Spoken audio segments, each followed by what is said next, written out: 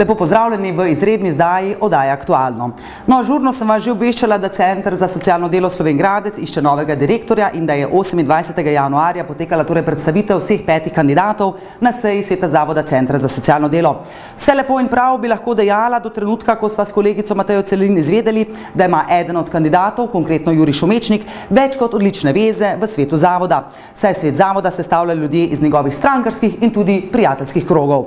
No, zadeva pa se je še dodatno zapletla, ko je gospa Tanja Meh, predstavnica zaposlenih, predočila sklep, da Jurij Šumečnik ne izpolnjuje pogojev za razpisano delovno mesto direktorja oziroma direktorice Centra za socialno delo. No in kot veste, svet zavoda Centra za socialno delo se je na to odločil, da bo mnenje pridobil strani Ministrstva za delo, družino, socialne zadeve in enake možnosti. No in zdaj k epilogu. Najprej sem stopila do predsednika sveta zavoda Centra za socialno delo, gospoda Borisa Balanta. Pa poglejmo, kaj je torej ob tej priložnosti povedal. Torej 28. januarja je potekala seja Sveta Zavoda Centra za socialno delo, kjer je bilo predstavljenih 5 kandidatov za direktorja, novega direktorja Centra za socialno delo v Slovenj Gradcu. Takrat se pravzaprav ni vedelo, ali vsi kandidati izpolnjujejo pogoje ali ne. Konkretno sama lahko rečem, torej gre za gospoda Jurija Šumečnika. Vi ste poslali torej prošnjo oziroma neko mnenje za obrazložitev na ministrstvo. Kako je potem potekala zgodba dalje? Ja, takoj že med samo sejo, kot je že bilo zadnjič povedano, smo zaprosili ministrstvo za odgovor. Želeli smo pač ta postopek imenovanja direktorja čim prej zaključiti in smo si želeli mnenje oziroma odgovor na naše vprašanje, dilemo, ki se je pojavila, ali vsi kandidati zares izpolnjujejo pogoje ali ne, dobiti odgovor pozitivno ali negativno. Ampak dobro razumljivo je, da v tistem času ministrstvo z res skopimi informacijami na isti dan je težko dalo verodostojen odgovor. Zato smo takoj naslednji dan iz sveta zavoda poslali fotokopijo dokumentacije o kandidatu, za katerega se je porajal dvom o izpolnjevanju pogojev, in zaprosili ministrstvo pač za obrazložitev, ali kandidat izpolnjuje pogoje ali ne. Ministrstvo je poslalo odgovor na naš naslov in sicer v smislu, da kandidat ni poslalo odgovora in se ni opredeljevalo, ali kandidat izpolnjuje pogoje ali ne. Poslalo je odgovor, da je po njihovem mnenju, po informacijah, ki pač so bile dostopne ministrstvu, prišlo v sami fazi postopka do kršitev zakonodaje. Zdaj, to kršitev zakonodaje ministrstvo utemeljuje na tak način, da je v fazi še pred predstavitvijo kandidatov zbor delavcev razpolagal z dokumentacijo, s prispelimi vlogami o kandidatih. Mnenje ministrstva je, da zbor delavcev ni pristojen za pregledovanje vlog kandidatov, sploh pa ne še v času, ko se kandidati niti svetu niso imeli možnost predstaviti. Torej, ministrstvo je z dopisom, ki je prišel konec meseca januarja, svet pozvalo, da postopek razpisa ustavimo. Torej, če povzameva, se opravičujem z prostimi besedami, ker je članica sveta zavoda, konkretno torej govoriva za gospo Meh, vsem prisotnim prebrala torej prispele vloge, je to torej po mnenju ministrstva seveda kršitev zakonodaje. Ja, ministrstvo je dalo na tak način obrazložitev in nas pozvalo k ustavitvi postopka. Dobro, mi smo vendarle pač pozvali ministrstvo, naj nam odgovori tudi na vprašanje, ali vsi kandidati oziroma ali kandidatov, kateremu je se porajal na sami seji sveta dvom o izpolnjevanju pogojev, ali jih izpolnjuje ali ne skladno z zakonodajo, naj nam odgovori tudi na to vprašanje. Pretekli teden, konec tedna, smo prejeli še enkrat dopis, da ta odgovor ni relevanten, tudi če bi ga imeli, zaradi tega, ker je v fazi postopka prišlo do napake in do bistvenih kršitev zakonodaje, kot so navedli. Torej, na nas je, na svetu je, da postopek izbire direktorja oziroma direktorice ustavimo, da naredimo nov razpis in seveda, da pač pazimo z dokumentacijo, kako bomo ravnali v prihodnje. Torej, razpis se že ta tretja pravzaprav ponavlja. Kdaj Bo torej ta novi razpis zunaj?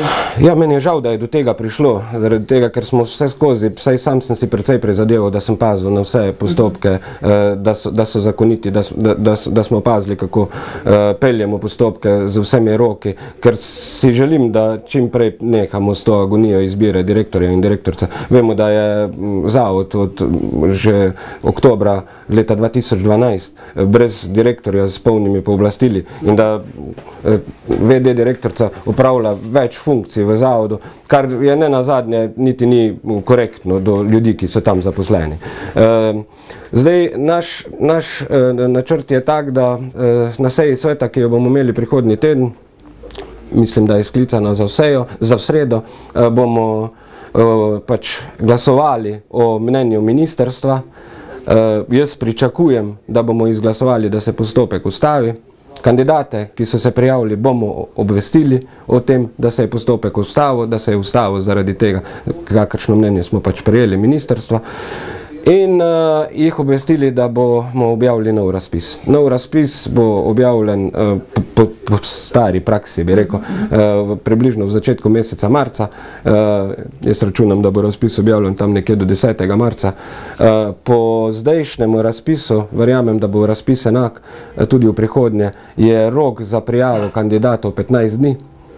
Se pravi, smo tam v drugi polovici marca, konec marca bo verjetno sledila seja sveta, ker bomo vloge odpirali in potem bomo pač po postopku, kakršen je predpisan, poskušali izbrati direktorja oziroma direktorico.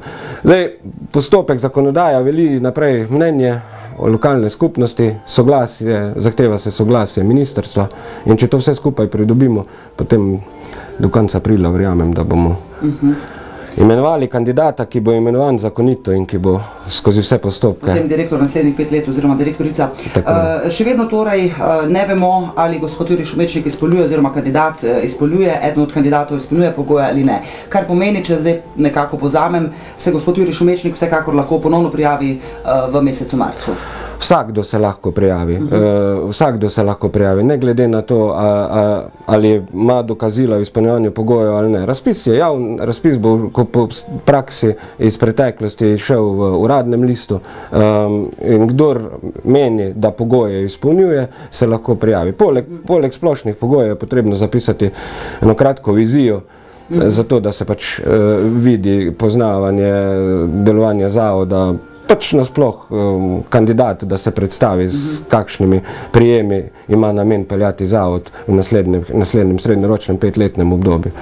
Pa je pogoj torej eno leto pripravništva ali ne? Ker vemo, da je bilo ravno to tisto vprašanje, ker gospod Jurij Šumečnik torej nima opravljenega tega eno leta pripravništva, vmes so bile, torej smo na dolgo in široko brali pogoje in zahtevane pogoje in torej eno leto pripravništva tisto, kar je potrebno, če želiš postati direktor Centra za socialno delo. Glejte, točni pogoji so zapisani v zakonu. Zdaj, kako se kdo zakon razlaga, je stvar posameznika.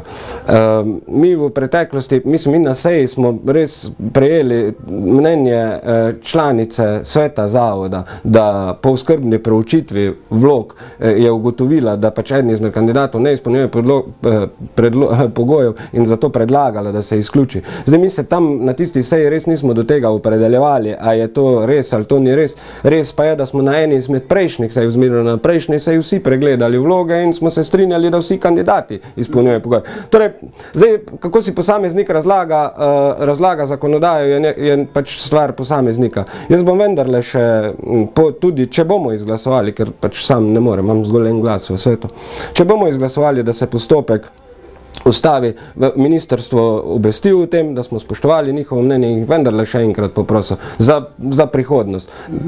Zdaj, kako bomo ravnali naprej, vam težko odgovarjam, bomo prejeli mnenje oziroma bomo prejeli obrazložitev ali ne bomo prejeli obrazložitve.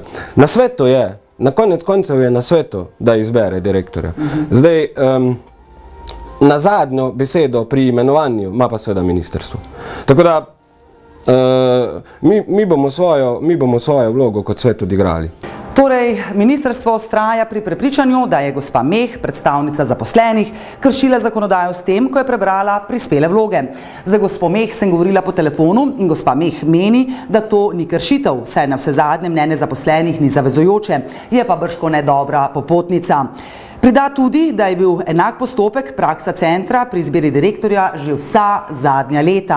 Hkrati je gospa Meh predlagala, da vkolikor mnenja o izpolnjevanju pogojev Jurija Šomečnika ministrstvo ne želi podati, ga naj poda socialna zbornica. In navajam dobesedno, saj nekdo v tej državi ja ve, ali ima Jurij Šomečnik pogoje ali ne. Konec navedka. Torej, kot smo lahko slišali, se bo ustavil še en oziroma že tretji razpis za izbiro direktorja Centra za socialno delo, ki je mimogrede brez direktorja s polnimi pooblastili že od oktobra leta 2012. No in tudi ta razpis, kot mi je povedala gospa Meh, se bo bržkone ustavil brez utemeljenih razlogov. Nov razpis bo objavljen po stari praksi v začetku meseca marca, če povzamem gospoda Balanda. No, sama pa lahko cinično predam, da držim pesti, da ne po stari praksi. V tem trenutku le še srečno.